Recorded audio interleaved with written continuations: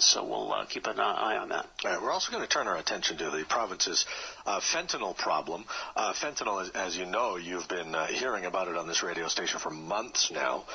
We have hundreds of deaths as a result of overdose on fentanyl, and a strategy that's coming forward now from our provincial government, but it's being called garbage even before it's released. And consider this analogy that our guest after the news to 12 o'clock brings forward. When somebody has a heart attack, we don't strike a committee to figure out how to deal with it. It's an emergency. We just deal with it. We do what we know is best to deal with the situation. Why can't we just apply the same logic to the fentanyl problem and get people the help that they need that we know that works?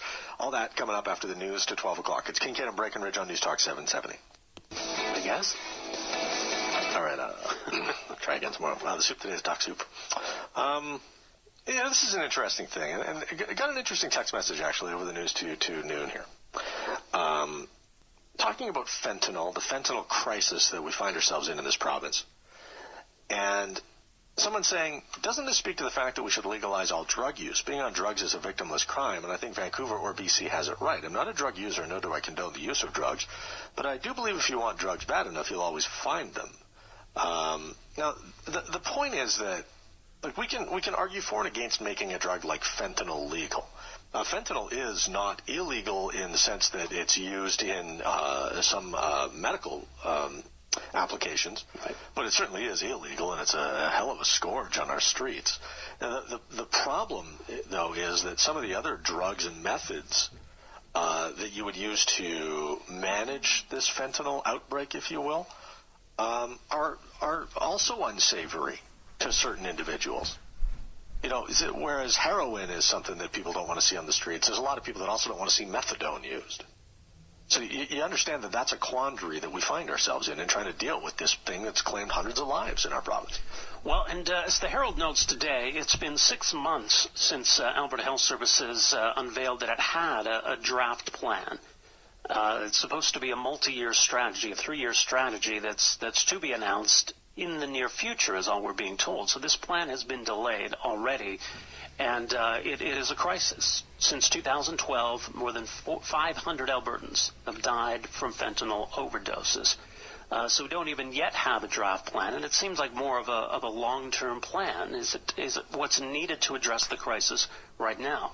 Dr. Hakik Varani joins us on the line, public health and preventative medicine with addiction medicine, also an assistant clinical professor at the University of Alberta's Department of Medicine, and he is medical director of the Metro City Medical Clinic in Edmonton. Dr. Varani, welcome to the program. Hi, good afternoon. Well, you're quoted in this same article describing the response from the province as garbage. So, I mean, some harsh words, obviously, but you're concerned that we're not doing anywhere near what we need to be doing. Yeah, well, I mean, you probably heard last week that police announced that in Edmonton around Christmas there was a major seizure of a drug that was determined earlier this month to be W18, which is a drug we think is more toxic than fentanyl and very, very possibly many times more toxic than fentanyl.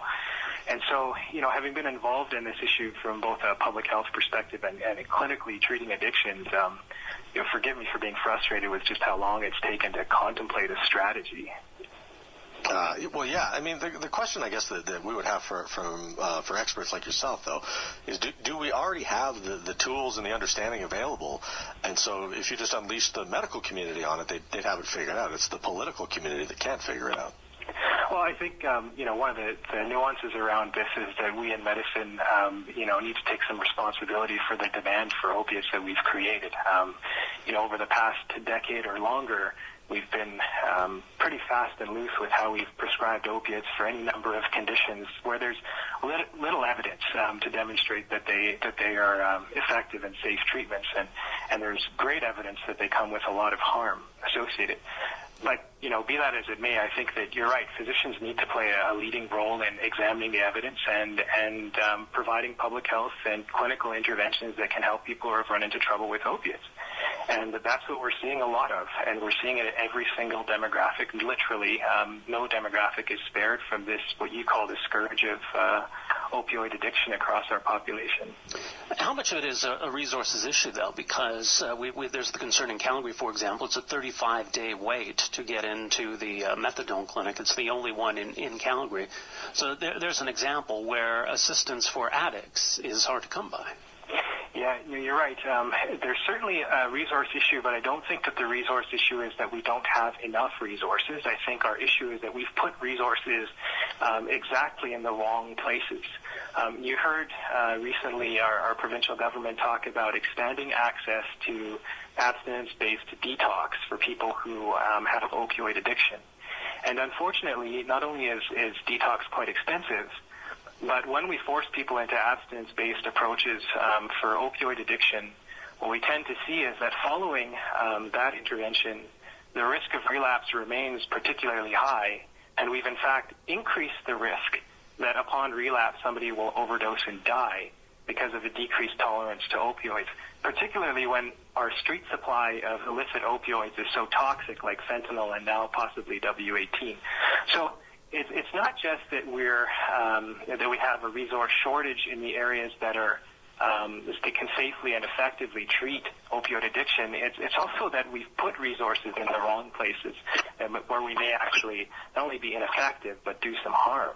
Right. I think we got to explain the other side of that, though, because, or not the other side, but the other stream, if you will, because, for people who aren't struggling with fentanyl addiction, who aren't struggling with any sort of addiction, they just sort of hear it and they say, how else would you get yourself off the drug? But we know that there's other treatments available that help people cope with the withdrawal without providing a euphoria that effectively lets people work and be productive and not destroy their families, etc.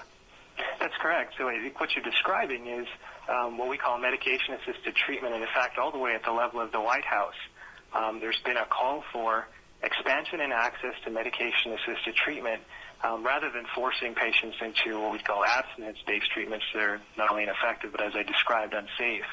So we're talking about medications like methadone, as you mentioned off the top, and another one called buprenorphine or Suboxone, that are medications that don't give patients a euphoria, but allow them to take them once a day, keeps them from having those intrusive cravings for opioid drugs and the excruciating withdrawals associated with them, and allows them to be socially productive and work in jobs and parent their children and volunteer at soup kitchens and what have you, and give back. And, thankfully, I'm very fortunate to be able to participate in that kind of recovery with patients, and it's quite rewarding and remarkable to see where, you were once in a position where things couldn't get any worse, to a place where people have quite literally turned their lives around. The remarkable thing, though, is that this treatment is extremely cheap compared to some of the things that we're offering, and that's quite a head-scratcher. As I understand it, your Metro City Clinic, which is in Edmonton, but you're going to be helping with the response in southern Alberta.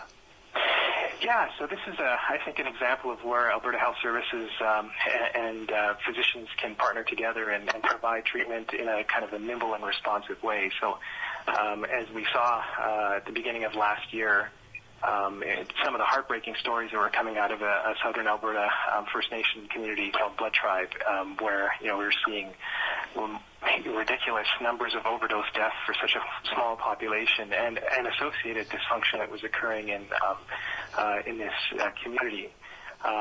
So yes, some of our physicians who are specialized in the treatments of addictions are cooperating with Alberta Health Services to put together a treatment approach for people living in that part of the province. I'm going to go ahead and just throw a question from our audience at you here, Doctor, because every time we talk about, the extreme toxicity of these drugs, some of the same questions come up. And so one question is, would we rather have the old oxycodone problem back? And the other question is, what would lead somebody to try fentanyl in the first place? And I think the two kind of play off each other. Yeah, those are both good questions. I mean, I think that, the arrival of fentanyl and the resurgence of heroin in our population, I think, speaks a lot to the fact that, we practiced good public policy in addressing the OxyContin issue, but we did so in the absence of other interventions. So we had this demand for opioid drugs that was contributed to largely by the practice of medicine and the influence of pharmaceutical companies.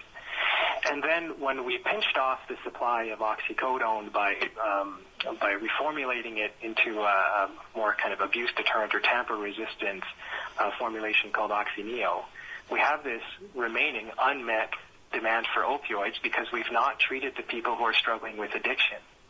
And as a result, you see new molecules coming into the illicit market, and the easier that they are to traffic, unfortunately, the more toxic that they are. And what I mean by that is that, as you heard, fentanyl is 50 times, or 40 or 50 times as toxic as heroin, and 100 times as toxic as morphine.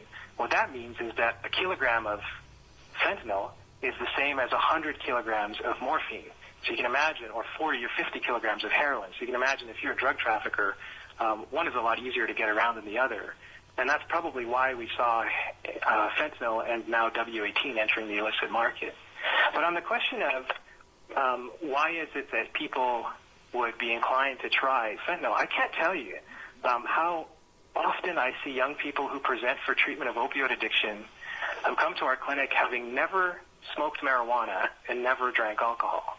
And that I don't think is a reflection of young people wanting a higher high and being more dysfunctional than they were when you and I might have been young.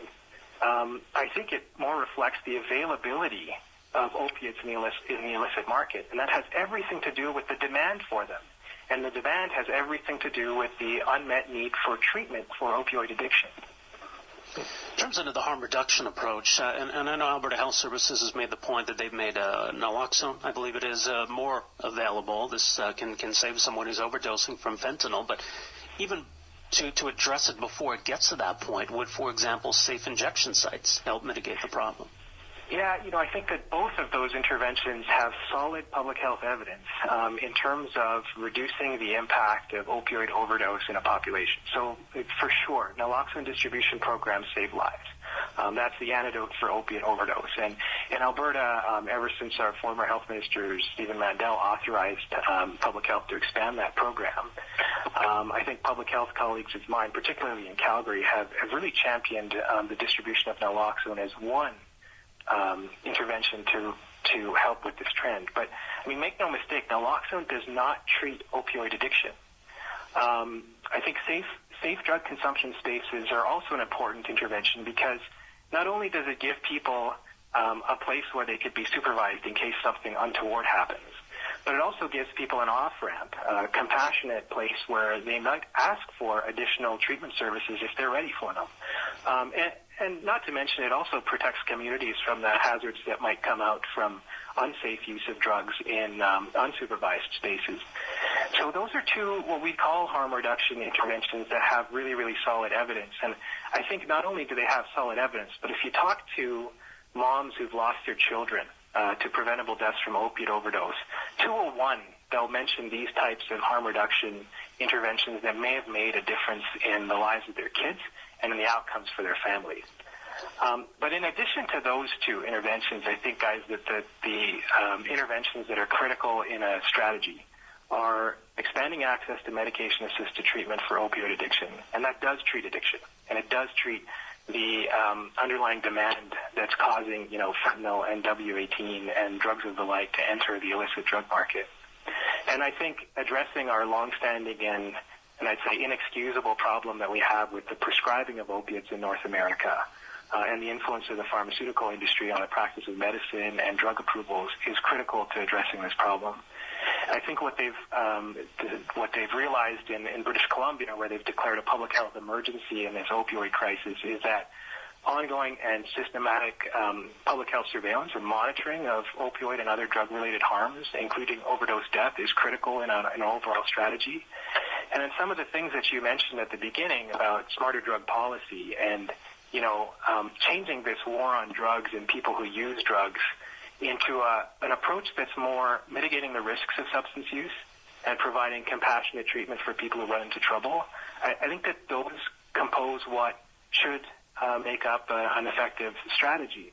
And these are not new ideas. We've been talking about these things since 2008, 2009 in Alberta that I've been involved, and long before that I've not.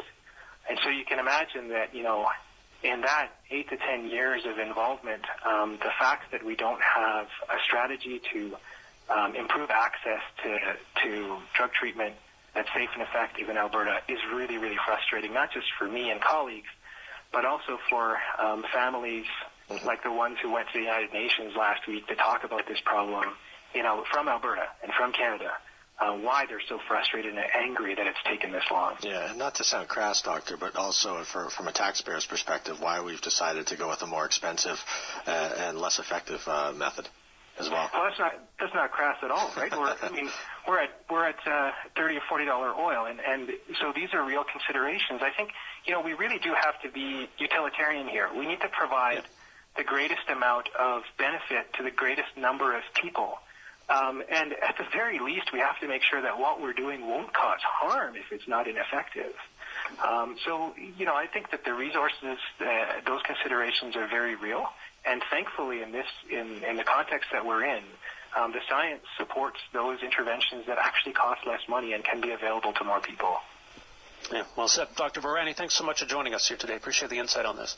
Thanks for having me. All right, Dr. Hakik Virani, he's an assistant clinical professor at the Department of Medicine, University of Alberta, an expert in public health and preventative medicine and addiction medicine. Also, as mentioned, the medical director of the Metro City Medical Clinic in Edmonton that is going to help with the public health response in southern Alberta. We got to take a break here. We're back with more right after this.